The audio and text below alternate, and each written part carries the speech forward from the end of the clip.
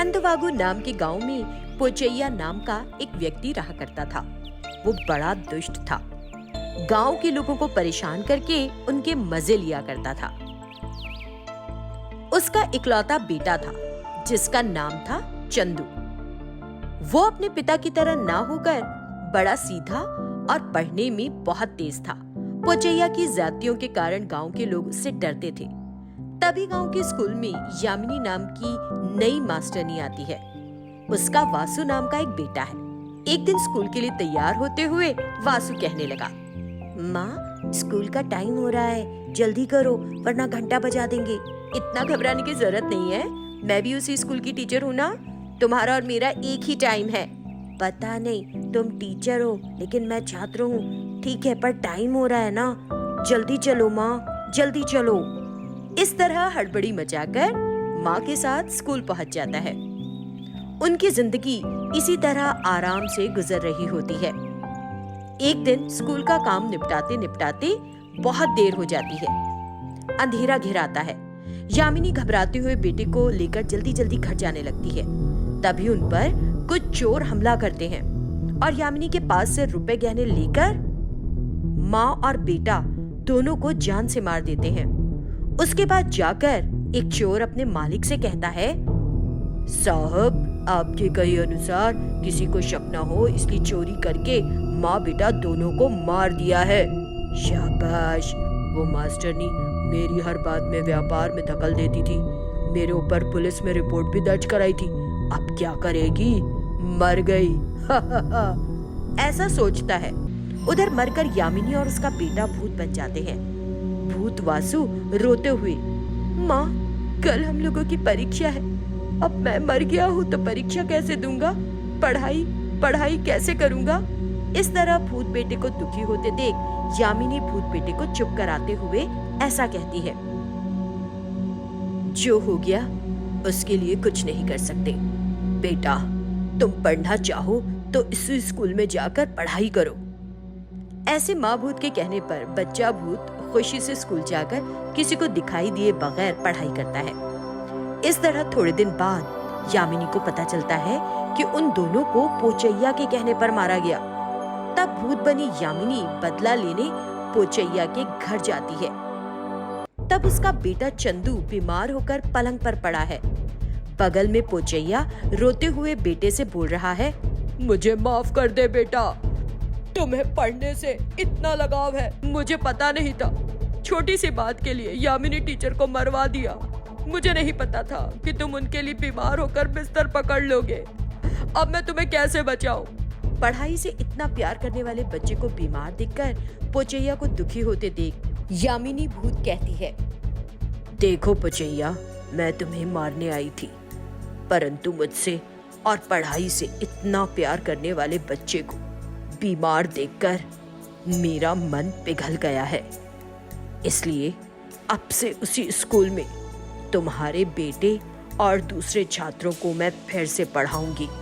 मुझे स्कूल में टीचर की तरह भर्ती करवाना तुम्हारी जिम्मेदारी।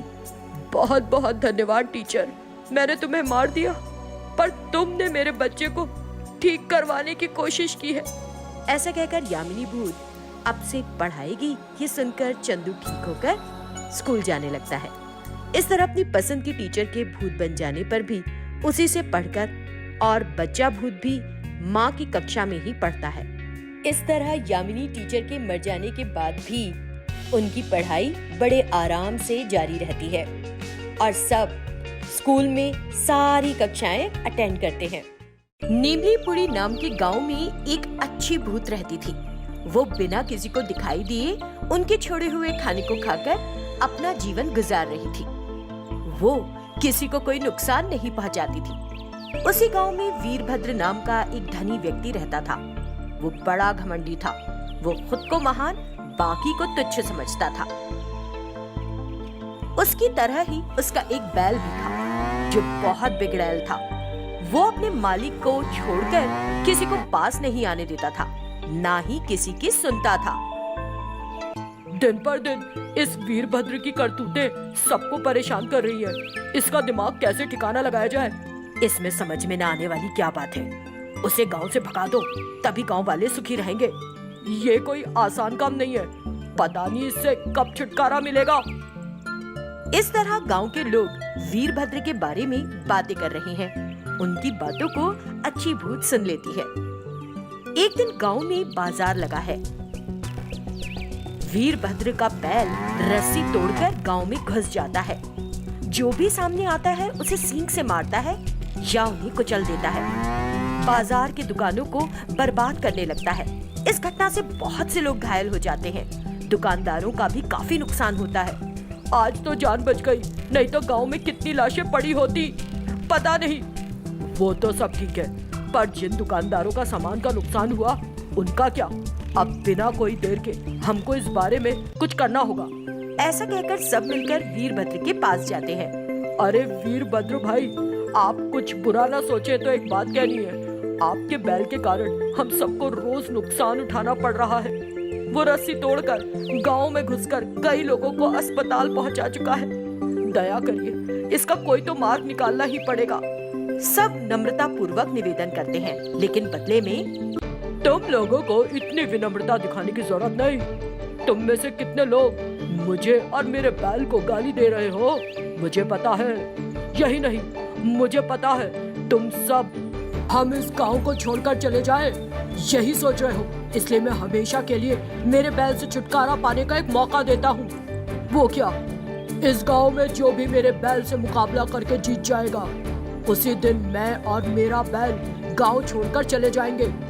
कोई है इस गांव का जो मेरे बैल से मुकाबला कर सके? है तो सामने आए मेरे। इस तरह से कहने पर सब सिर झुकाकर चले जाते हैं। उसी दुख के समय भूतनी दिखाई देती है। बहुत सालों से आप सबका खाना खाकर जिंदा हूँ। मैं आप सबका ऋण चुकाना चाहती हूँ, इसलिए इस लड़ाई में मैं उतरती हूँ। वैसे भी मैं भूती हूँ, मुझे कुछ नहीं होगा। ऐसा कहकर वो सबको सहमत कर लेती है। फिर सारे गांव के लोग वीरभद्र से, बाबूजी, आपके कहे अनुसार इस गांव में ही रहने वाली ये भूत इस मुकाबले के लिए तैयार है। ऐसा कहकर भूत और बैल से मुकाबले की तैयारी करते हैं। भूत कड़ा मुकाबला करके घमंडी बैल को हरा देती है।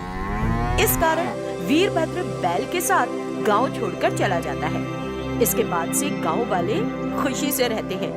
भूत ने उनकी सहायता की, इसलिए उसका भी ध्यान रखते हैं।